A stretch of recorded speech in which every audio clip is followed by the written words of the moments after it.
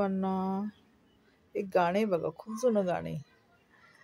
तू हिंदू बनेगा ना मुसलमान बनेगा, इंसान की औलाद है इंसान बनेगा. तू हिंदू बनेगा ना मुसलमान बनेगा, इंसान की औलाद है इंसान बनेगा. हे गाणं मी का गायले माहिती का? कारण का परवा 2-3 दिवसाच्या पूर्वी राष्ट्रपेठेमध्ये एक ब्राह्मण कुटुंबातले दोघं बहीण भावंड राहत होते राष्ट्रपेठेमध्ये. आणि अचानक तिचा भाऊ वयस्कर होता आणि ती महिला पण वयस्कर होती, म्हणजे बहीण. आणि ते दोघेच राहत होते, त्यांच्या मदतीला कोणी नव्हतं. तर काय झालं, तिचा भाऊ वारला, त्या वयस्कर बाईचा भाऊ वारला. म्हणजे बहीण भावंडातला एक भाऊ गेला. भाऊ गेल्याच्या नंतर शेजारी राहणाऱ्या, म्हणजे त्याच सोसायटीमध्ये राहणाऱ्या मायकल साठेच्या पत्नीने, त्यांचं नाव नाही माहिती आता, त्यांना फोन केला मायकल साठेला की बघा असं असं झालेलं आहे आणि त्यांच्याकडे कोणीच व्यक्ती नाही आहे की त्यांच्यावर अंत्यसंस्कार करतील असे, त्यांना मदत करतील असे.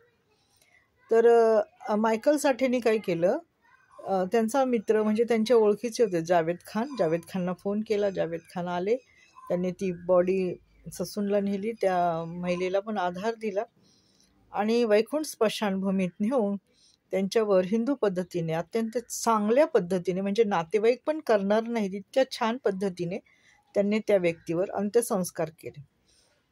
आता अंत्यसंस्कार करताना जे काही विधी होते ते थोडे त्या मुस्लिम व्यक्तीने पण केले, कारण का तिथे ते आवश्यक होते ते त्यांनी केले.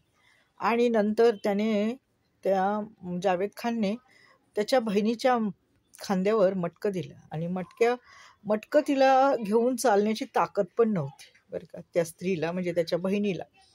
परंतु त्यांनी ते मटकं घेऊन त्या स्त्रीच्या, त्या बहिणीच्या खांद्यावर दिलं आणि तो पण त्या प्रेताभोवती फिरला आणि त्यांनी ते सर्व विधी पूर्ण केले.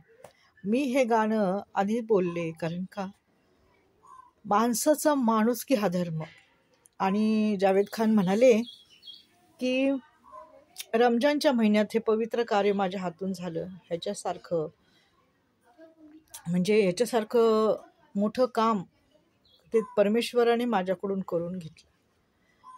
तर असं आहे बघा, रास्तापेठमध्ये सर्व जाती धर्माचे लोक राहतात, हिंदू, मुस्लिम, ख्रिश्चन सर्व लोक राहतात आणि रास्तापेठ ही फार मोठी आहे.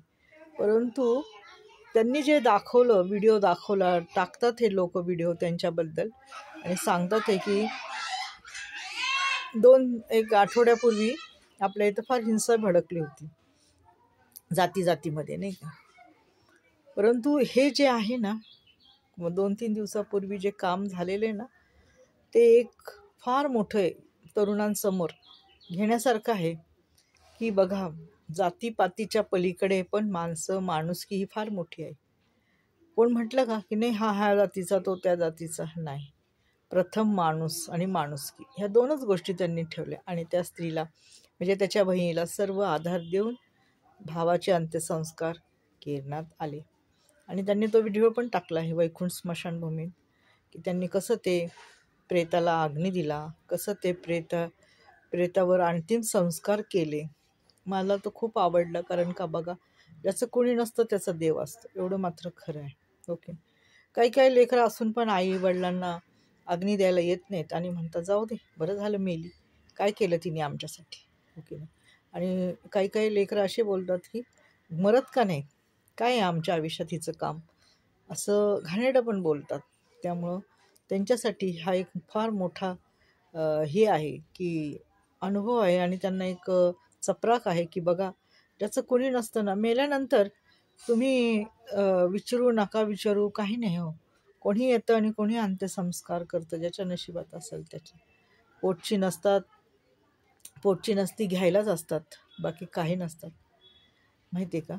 परकीवरी ते तरी आपल्याला 2 गोष्टी आपल्याला समाधानाच्या बोलतात, हो की नाही. तर असं आहे बघा, आणि मला खूप आवडला म्हणून मी हे गाणं गुणगुणले.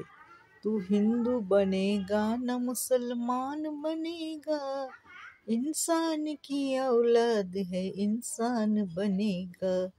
तू हिंदू बनेगा ना मुसलमान बनेगा, इंसान की औलाद है इंसान बनेगा। धन्यवाद।